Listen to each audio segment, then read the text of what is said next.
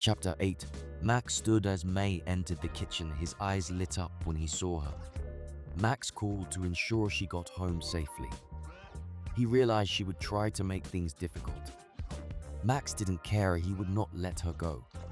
Max picked up a large vase filled with beautiful flowers. He handed it to Mei and kissed her cheek. "These are for you." Mei takes the bouquet as she said, "Thank you," in Chinese. His spirit emanated warmth throughout the room. It was soothing, his entire presence was overwhelming. Song beamed with excitement. She hadn't seen her daughter smile in such a long time. She could see her daughter had feelings for Max. Song hoped that he felt the same way for her daughter too. She didn't want to see her daughter get heartbroken. She also didn't want her to miss out on being a teenager. "I'm sorry for not calling first," Max said, cradling her hand. Thinking back to calling the number, he smirked at the memory of the animal shelter's voicemail. He led her to the kitchen table. "I would like to ask you on a date."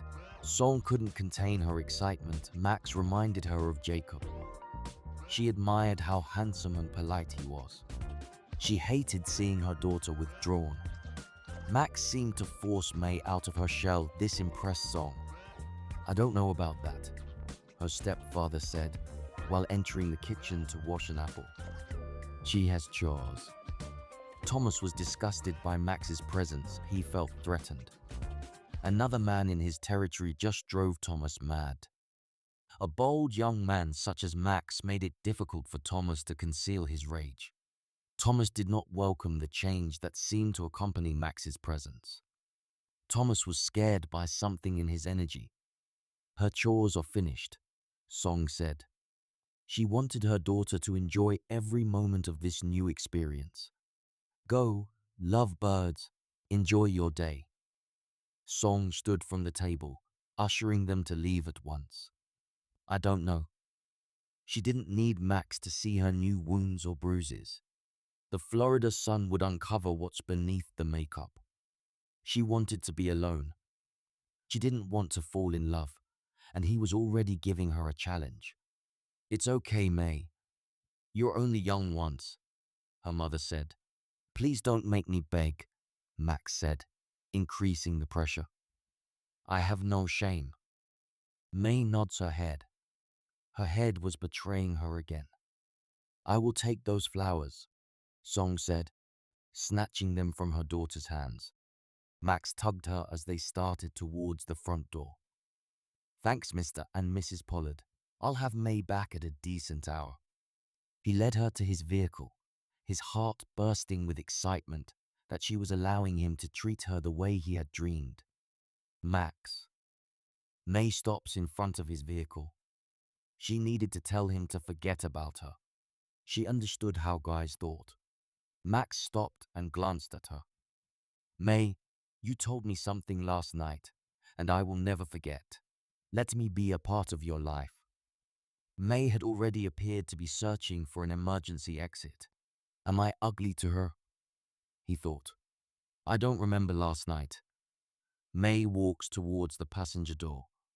Max rushed past, opening the vehicle door for her. She paused and looked at him before getting into the vehicle. She observed such men in movies, but not in their teens and not for real. He watched her every move with a smile. After she sat down, he closed the door and went to the driver's side. Max entered the driver's seat. Starting the engine, he glanced over at Mei. "You don't remember?" "Ah, HMM. I will have to remind you," he said. "I would like to see you try." "These panties are off limits," thought Mei. "Put on your seatbelt, I don't want you slipping away," Max said as he backed out of the driveway. "So, where are we going?" Mei asked. "First, brunch. Good. I'm starved." "Are you all right? You seem tense." Max sensed something was bothering her. "No, I'm fine," she said, but noted he could sense her emotional battle. Mei could feel his energy encircling her, doing what his physical body could not do at the moment. She had experienced no one who showed this much interest in her before. If you ever want to talk to me about anything, I'll listen. Please never feel afraid to come to me. Max felt guilty for what had happened last night.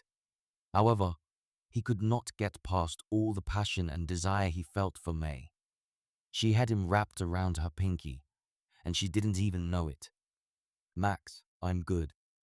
Don't worry about me. I gave you that wrong number for a reason. He gazed at her. He was taken aback by her words. Yeah, look, we need to talk about last night. Mei cringed inside as she thought about last night, her stepfather killing her joy.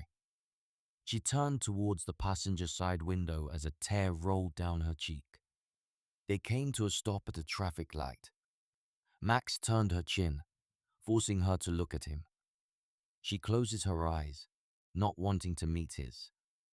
Max could see a slight bruise on her cheek, causing his heart to leap into his chest. Mei, what happened? He asked, concerned by the bluish-green bruise emerging from beneath her makeup. She pulled away. Nothing. Cars behind them honked. The street light had changed to green. Max hesitated, but then turned his attention to driving again. He discovered a location to have a conversation with her. Max could not ignore what he had just seen. He pulled off at a park that sat next to a lake. Is this where you're taking me? Mei looks confused by the abrupt stop. What happened to your face? When you left, you didn't have that bruise on your cheek. His demeanor let her know she could not satisfy him with a lie. I don't want to talk about it. Did Cora slap you? You can tell me. No. Then what happened? His spirit connects with her to open up to him. Did your stepfather hit? Max tries to sort out psychic flashes of last night, but his emotions cloud his vision. Just the thought of her stepfather was more disgust than Mei could bear.